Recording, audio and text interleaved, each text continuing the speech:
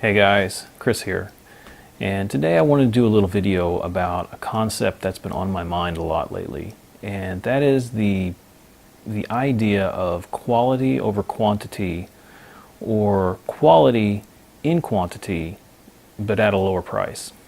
And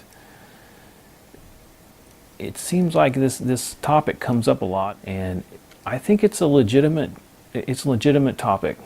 You know, a lot of people just want to buy expensive records that are exactly what they want. And then you got guys just like me, really, that, you know, don't mind going and digging in the bargain bins. And, you know, you never know what you're going to find. The problem with that is that you're not going to find those higher end records. It's just not going to happen, at least not very often, every now and then. So today, this is what I'm going to do. I have two stacks of records. One, a single record, if that can be a stack, and the other is this haul I just got today. And I want to show you these two selections, and why don't you tell me what you would choose given the opportunity. And so let's hit it. Be back in just a moment.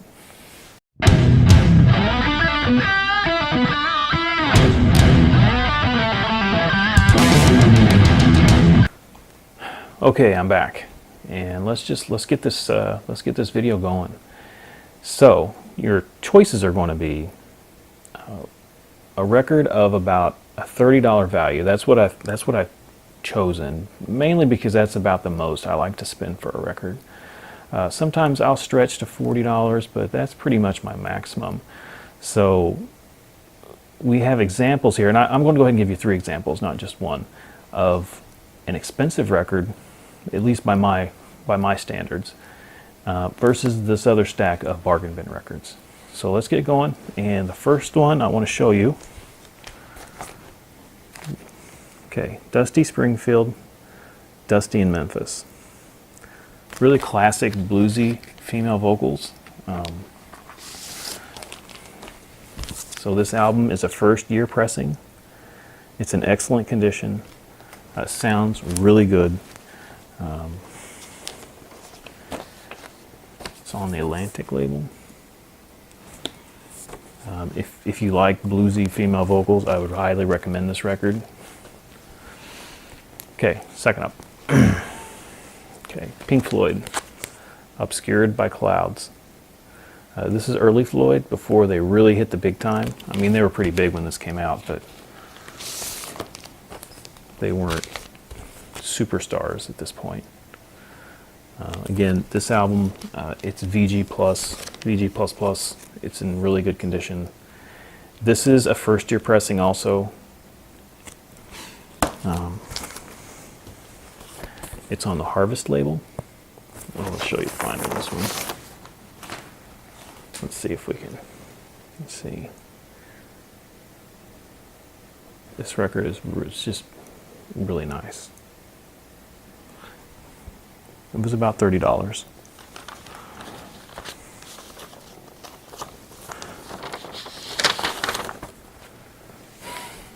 Okay, here's choice number 3. Black Sabbath, Master of Reality. Classic Sabbath, I believe it's their third album. Second album? Maybe their second album. Just picked this one up recently. Still in the shrink.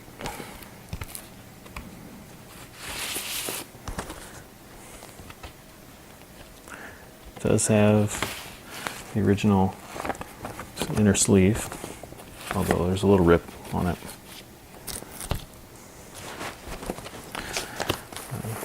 This one is also in really, really good condition. See if you can see that. This is on the Green Warner Brothers label. US release, first year pressing. I'm too lazy to see if they're actual first pressings. That just doesn't matter to me.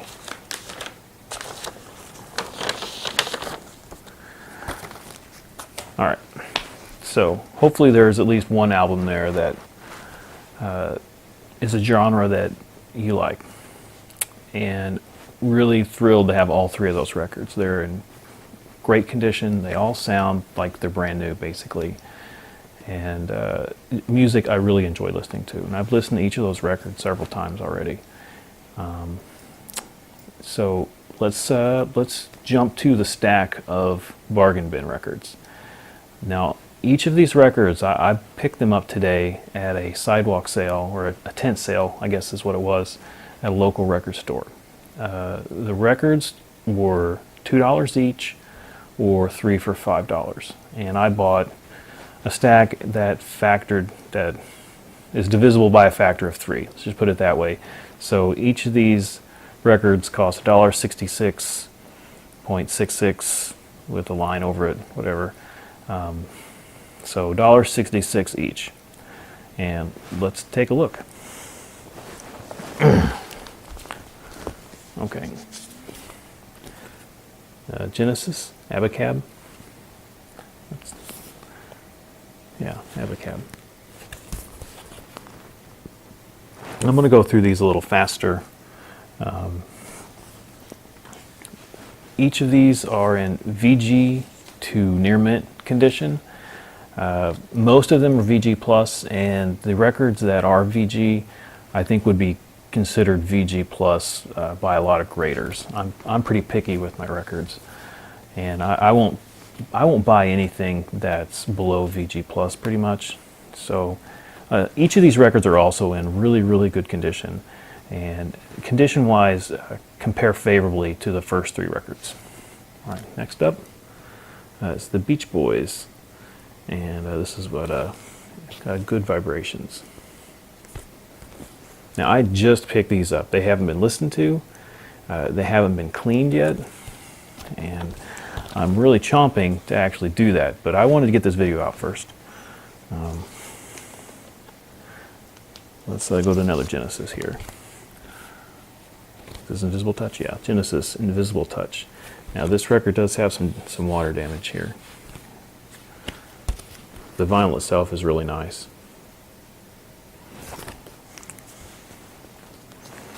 Now, this album does not have its jacket, but you probably recognize the label. This is Beatles, Hey Jude, on the Abbey Road label. It's the Abbey Road label on it. And I was surprised to find this, even though it doesn't have the jacket. And it's pretty nice. You don't see a whole lot of Beatles in the bargain bin, just every now and then. They also had a copy of Sgt. Pepper, which really surprised me, but the vinyl was wrecked, and so I didn't pick that up. The next person in the tent did pick it up. They were happy. Well, I don't want to. I don't want to talk about them because this won't be nice. Okay, Huey Lewis and the News 4. This is sort of Huey Lewis in his mid-'80s prime. I always liked that album. Okay, the Fabulous Thunderbirds, Butt Rockin'. I have a couple of their albums. I'm not familiar with this one, so I'm looking forward to testing it out and see if I like it.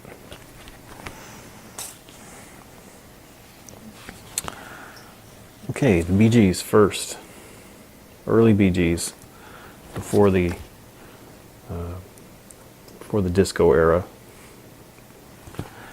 And I don't have a lot of Bee Gees albums, just a few, and what I have is mostly their later stuff, which I'm not as interested in. So I'm interested in checking that out as well. Okay, so this is Ambrosia. Somewhere I've Never Traveled. Yeah, Somewhere I've Never Traveled. It's in this really weird, I don't know, box. This thing folds out. Whoops. Apparently the vinyl comes out the bottom. Anyway.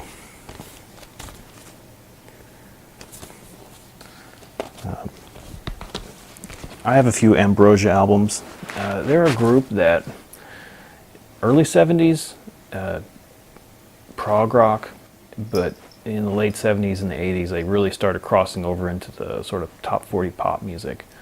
And there's a lot of Ambrosia popular songs, but I'm more interested in the earlier stuff. And so I think this is like their second or third album, and so we'll check that out. Okay, this is Stanley Turrentine, and it's on the Blue Note it's in the Blue Note reissue series. Interesting. It's a 2-record set. They're in great condition. This has the this Blue Note label.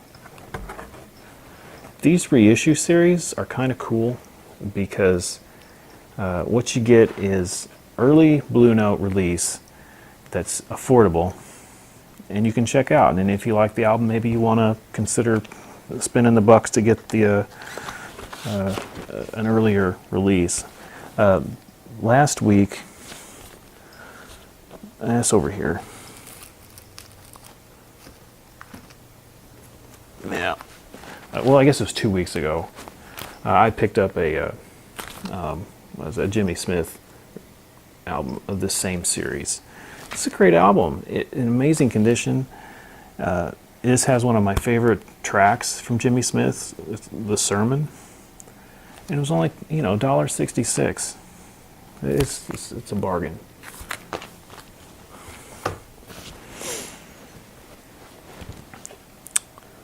Okay, Pat Benatar, Crimes of Passion. Again, more 80s, sort of 80s cheese, I guess, but this is a really good album for what it is. This is an upgrade. I have this already. This album is basically near mint. I couldn't not pick it up, but Pat Benatar.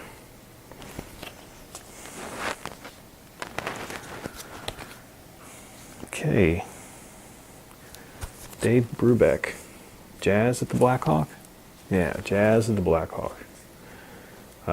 I was looking up, I think there's a volume 2 of this, and I was looking up for to maybe purchase one of these on Discogs just a couple weeks ago, and they like $10. So I feel like this is a good deal. You think colored vinyl is a new thing? Yeah. On this translucent red vinyl. This is one of the weaker condition albums that I picked up. There's quite a few scuffs in there. I'm not sure if you can see it or not. I have a feeling this is going to play just fine. But I just wanted to listen to this and see if I wanted to invest in a better copy. So we'll check this out and see what it sounds like.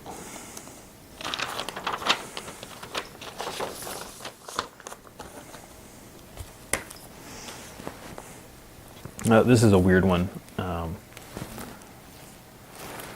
Sherlock Holmes Adventure. This is 4 of the radio episodes with Basil Rathbone, Nigel Bruce. I don't know if you're a Sherlock Holmes fan, but I've seen most of these. They're also film versions or TV versions of these same episodes. It's going to be pretty cool listening to this on my record player. So there are 4 episodes. Each episode is on a side, and these are basically near mint. They're not basically; they are near mint. If you can call an open record mint, they look like they've never been played. Probably been played once. Okay, The Talents of Bud Shank. This is on the Kimberly label. I'm not familiar with that label at all.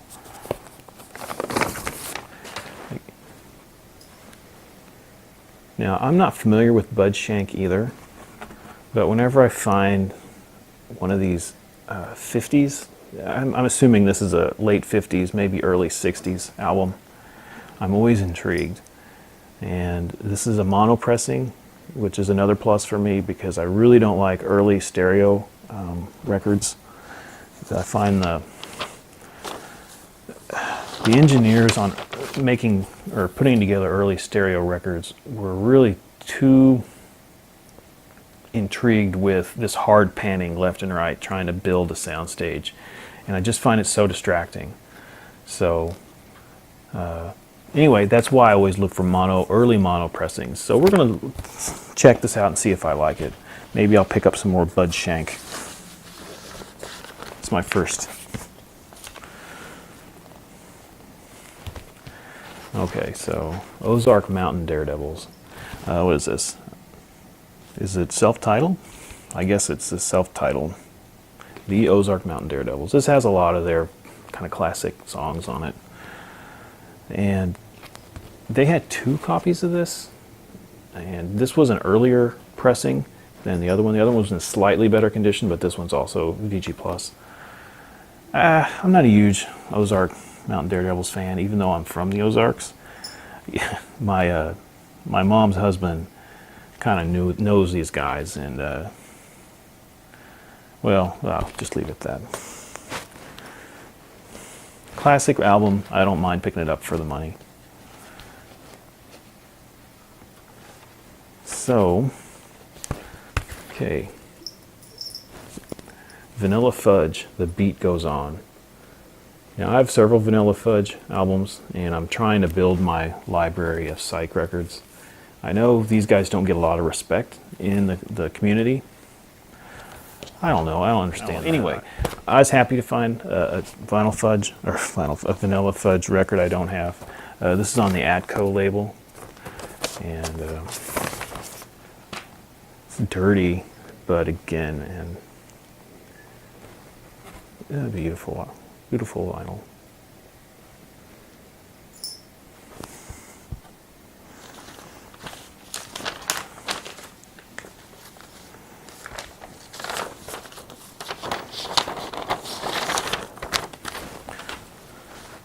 All right, 3 left. Still going. I mean, this is a lot of records. 18. Here we go. Buddy Morrow, Night Train. This is another album I already have. This is an upgrade from my from my current record. So stereo, I would love to find a mono copy. I think there's also a mono version of this record. This looks like it's never been played. It's on the Mercury label. And if you like big band jazz, you really need to pick this up. This is such a great record. Everyone who likes jazz should have this. It's just upbeat, lots of classic songs that you'll recognize, done really well. Yeah, buy it. It's worth 10 times, not 10 times, but I'd pay $10 for a good album, for a good copy of that. All right, here we go, some 70s funk. The Brothers Johnson, was it? Look Out for Number One. I've been looking for a copy of this for a long time.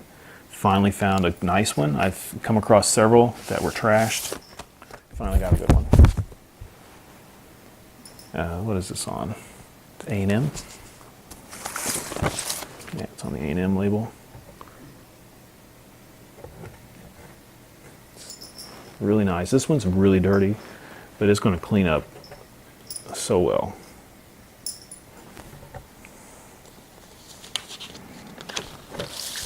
Really stoked to pick that up.